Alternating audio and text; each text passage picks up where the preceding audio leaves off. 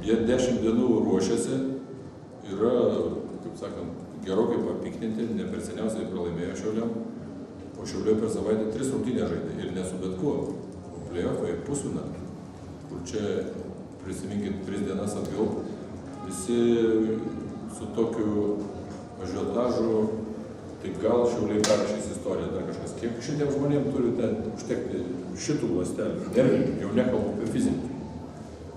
Dabar Žalgiris atvažiavo, vyrukai tokiais raumenim pasiruošę, išsiganę, tai ir trypė. O čia tai neparodo tam tikro pajėgumo, kad jie pajėgesni už rytą, kadangi mes prieš rytą net mažiau pralaimėjom, sakysim, o jie tai mūsų sutriuškino.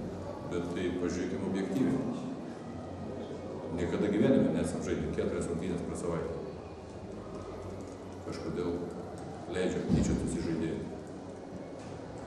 Laukiam, Šiauliai važiuojam ketvirto, čia pasiruošim, čia žaisim, čia kovomasi, kad iki tol žaidžiam pusfinalis, kur irgi gyvenime vienas svarbiausių varžybų. Neturiu žodžių šitokiai organizacijai. Bet trenerio gal pusfinalio antrasis mačas turėjo būti antrą dieną berods ir Rytas nusikėlė, nes žaidžia FTB, bet jūs sutikot su to nukėlimu, ne? Mūsų niekas neklausė, pasakė, kad žaisit viskas, nes jiem nėra kur.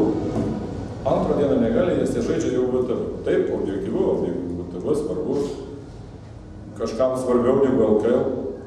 Tai nukelkime 5 dieną. Tai nukelkime dar toliau ir žaiskim 5 sužaisim pusfinalį, 6 žaidžiam ten, kam priklauso, jeigu taip yra. Kodėl dabar mus čia turi nužeminti ir BBL, kur čia laukiam ir iš tikrųjų tokios, Šiauliuose vyko, nežinau, kada vyko vieną, kad finalinis ketvirtas ir norisi sužaisti kuo geriau, kad mes išleidę liežuvius ir dabar taip gėdingai norim atrodyti prie savo žmonės ir tiek. Aš tai puikiai supratau,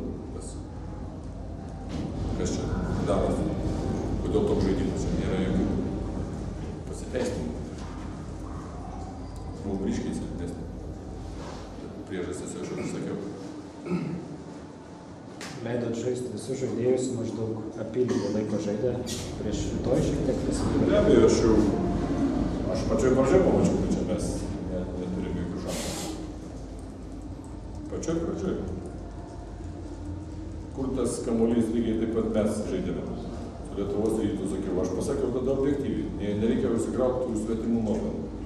Kai jie grįžo iš VTB, iš Eurocup varžybų. Ir sakau, jie pavargė, mes buvom šviesesni, iš tikrųjų, ta pabaiga tokia 12-0, ne mum kamuolys kaip iš šako jie. O šiandien atvirkščiai, tos jau reikia įmesti iš krepšio ir laisvien, pačioj pradžioj vis kamuolys, tai čia. Tai čia yra tas nuovargis, kada tu vien toks esi šviežus, tada ne tiek pastovė tos energijos. Tai mes tada laimėjom, dabar neturėjome jokių šansų, todėl kad neobjektyvų, net negarbinga. Nežinau, ką pasakyti, net negarbinga. 10 dienų nieko nežaidė, nusikėlė, viskas, baigė tokia. Mes nesiguodžiam, bet kodėl mes turim būti tokie mindomi ir galvas nuleidė vaikščio, tai bejėgiai 50 taškų pralašė. Suteikėt vienodas sąlygas, kodėl čia turim mes nusileidinėti. Teisingai sakėte, kodėl jūs sutikot? Sakėt, nesutinka. Bet jiem nėra kada kur žaisti. Ką reikia daryti? Sakyt, dalyvauti reikia. Nežaidžiam mes ir viskas.